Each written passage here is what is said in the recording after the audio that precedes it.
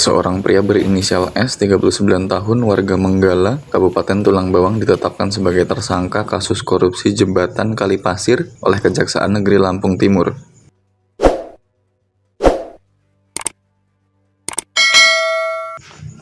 Kejaksaan Negeri Lampung Timur saat ini tengah mengusut dugaan kasus korupsi pembangunan jembatan Kali Pasir di Kecamatan Waibungur, Kabupaten Lampung Timur. Salah satunya, tim penyidik berhasil mengamankan seorang tersangka berinisial S, warga Menggala pada Jumat 13 Juni 2025 lalu.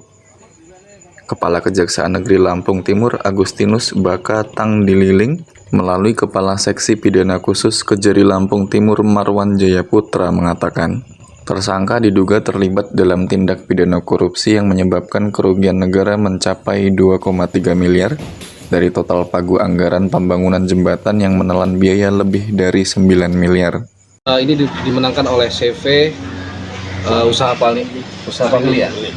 famili yang mana perusahaan tersebut disewa oleh si Sahril melalui notaris yang ditandatangani oleh notaris surat sewa menyewanya.